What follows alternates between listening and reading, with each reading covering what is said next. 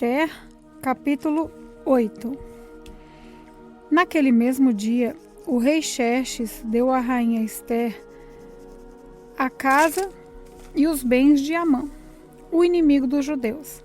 E Mordecai foi apresentado ao rei, porque Esther contou que Mordecai era seu parente. Então, o rei tirou o seu anel sinete que ele tinha tomado de Amã e deu para Mordecai. E Esther nomeou Mordecai como administrador de todos os bens de Amã. Depois Esther se jogou aos pés do rei e chorando pediu que anulasse a ordem de Amã e o descendente de Agag, e que não deixasse que o terrível plano de Amã contra os judeus fosse executado.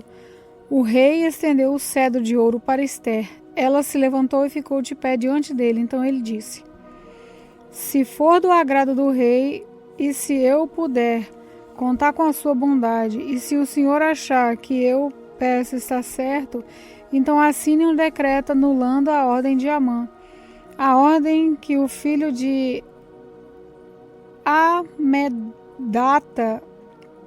e descendente de Agag deu, para que no reino inteiro todos os judeus sejam mortos, pois eu não poderei suportar a destruição do meu povo e a morte dos meus parentes. O rei Xerxes disse à rainha Esther e ao judeu Mordecai: eu mandei enforcar Amã por causa do plano que ele havia feito para matar os judeus, e dei todos os seus bens a Esther. Mas uma ordem dada em nome do rei e carimbada com o anel real não pode ser anulada. Porém, escrevam o que quiserem aos judeus, assinem em meu nome e selem as cartas com o meu anel. Isso aconteceu no dia 23 do terceiro mês, o mês de Sivan. Mordecai mandou chamar os secretários do rei e ditou um decreto aos judeus, aos representantes do rei, aos governadores das províncias e aos chefes dos vários povos em todas as províncias do reino, que eram 127 ao todo, e iam desde a Índia até a Etiópia. O decreto foi traduzido para todas as línguas faladas no reino, e cada tradução seguia a escrita usada em cada província, e o decreto foi copiado também na língua e na escrita dos judeus. As cartas foram escritas em nome do rei, carimbadas com o anel real e levadas por mensageiros montados em cavalos, criados nas estrabeiras do rei. Nas cartas, o rei dava autorização aos judeus por todas as cidades do reino para se organizarem e defenderem contra qualquer ataque. Se homens armados de qualquer povo ou qualquer província do reino atacassem os judeus, esses podiam combatê-lo e matá-los, podiam acabar com todos os seus inimigos, até mesmo as mulheres e as crianças, e ficar com seus bens. Em todas as províncias, os judeus tinham ordem para fazer isso no dia marcado para o matarem, isso é, dia 13 do 12º mês, o mês de Adar.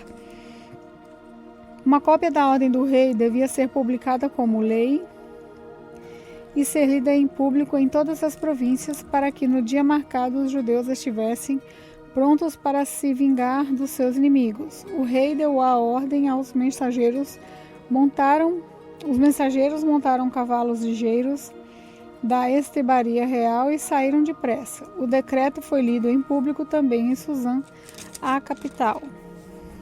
Mordecai saiu do palácio usando uma roupa real azul e branca, com uma grande coroa de ouro na cabeça e uma capa vermelha de linho fino. Todos os moradores da cidade de Suzã ficaram muito contentes e soltaram gritos de alegria. E para os judeus brilhou a luz da felicidade, da alegria e da vitória. Em todas as cidades do reino onde foi lida a ordem do rei, os judeus ficaram felizes e se alegraram, e comemoraram com festas e banquetes. Além disso, entre os vários povos do reino, muitos se tornaram judeus, pois agora estavam com medo deles. Esther, capítulo 9. Chegou o dia 13 do 12º mês, o mês de Adar, o dia em que deveria ser cumprida a ordem do rei. Era o dia em que os inimigos dos judeus esperavam dominá-los, mas o que aconteceu foi o contrário. Os judeus derrotaram seus inimigos. Em todas as cidades do reino onde havia judeus, eles se reuniram para atacar os que queriam matá-los. Ninguém podia resistir aos seus ataques, pois todos estavam com medo deles. Todos os oficiais das províncias, isso é, os chefes dos vários povos, os representantes do rei e os governadores das províncias, ajudaram os judeus, pois tinham medo de Mordecai. A fama dele se havia espalhado pelo reino inteiro, e todos sabiam que ele tinha muita autoridade no governo. E o poder de Mordecai ia aumentando cada vez mais. Portanto, os judeus fizeram com os seus inimigos o que queriam. Mataram todos com as suas espadas. Não deixaram ninguém escapar. Em Suzã, a capital, eles mataram 500 homens. Mataram também os 10 filhos de Amã, filho de Amedata, o inimigo dos judeus. Os nomes deles eram Parsandata, Dalfão, Aspatá, Porata, Adalias, Aridata, Parmasta, Arizai, Aridai e Vairzata. Mas os judeus não ficaram com os bens deles. Naquele mesmo dia, o rei foi informado de quantas pessoas haviam sido mortas em Suzã. Então disse a Esther: aqui em Suzã, os judeus mataram 500 homens e também os 10 filhos de Amã. E nas províncias, quantos eles terão matado? O que é que você quer agora? É só pedir. Se quiser mais alguma coisa, eu lhe darei. Esther respondeu: se for do agrado do rei, dê autorização aos judeus de Suzã para fazerem amanhã mesmo que tinham ordem para fazer hoje. E peço também que os corpos dos 10 filhos de Amã sejam pendurados em forcas. O rei concordou e mandou ler a autorização em público em Suzã. E os corpos dos 10 filhos de Amã foram pendurados em forcas. No dia 14 do mês de Adar, os judeus de Suzã se reuniram e mataram mais 300 homens na cidade, mas não ficaram com os bens deles. No dia 13 do mês de Adar, os judeus das províncias se reuniram e se defenderam. Mataram 75.000 inimigos e assim se livraram de todos os que odiaram. Mas não ficaram com os bens dos mortos. No dia 14, eles descansaram e comemoraram com banquetes e festas. Mas em Suzã, os judeus comemoraram no dia 15 do mês, pois no dia 13 e 14 eles mataram os seus inimigos, e só no dia 15 descansaram. E é por isso que os judeus que vivem em vilas e povoados comemoram o dia 14 de Adar, com banquetes e festas, e mandam comida uns para os outros. Mordecai escreveu tudo o que havia acontecido e mandou cartas a todos os judeus que moravam em todas as províncias do reino, tanto aos de perto como aos de longe. Nas cartas, ele ordenou que todos os anos eles comemorassem os dias 14 e 15 do mês de Adar, pois foi nesses dias que os judeus se livraram dos seus inimigos, e foi neste mês que a tristeza e o luto se transformaram em alegria e festa. Portanto, se dessem banquetes e festas, mandassem comida uns para os outros e distribuíssem presentes aos pobres.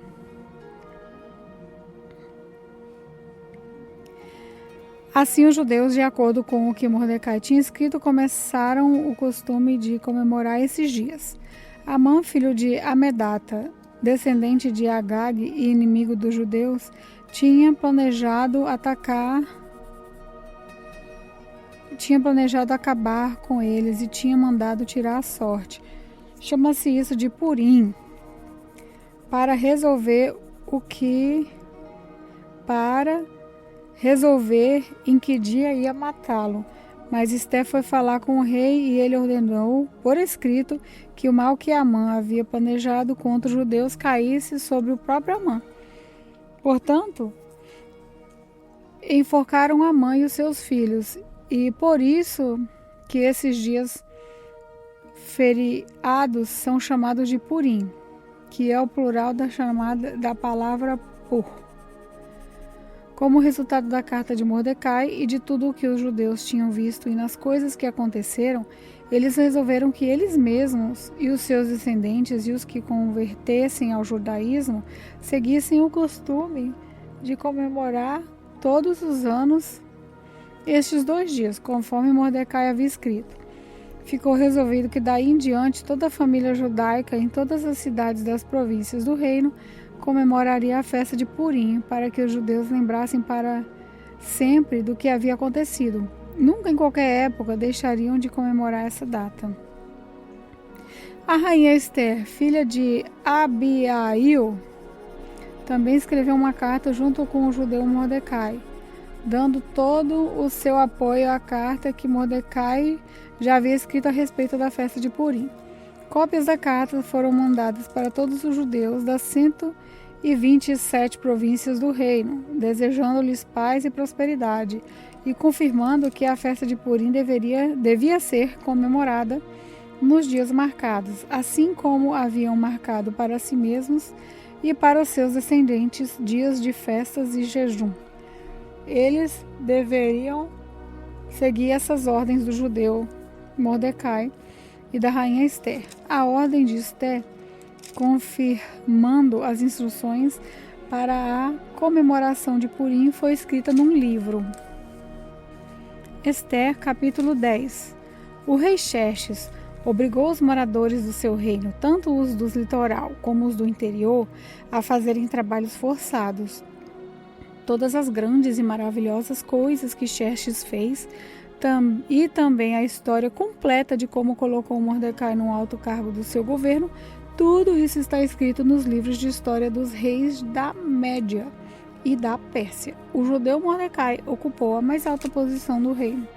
Logo abaixo do rei Xerxes, Mordecai era admirado e estimado por todos os judeus. Ele fez tudo o que pôde pelo bem-estar do seu povo e pelo progresso da sua raça.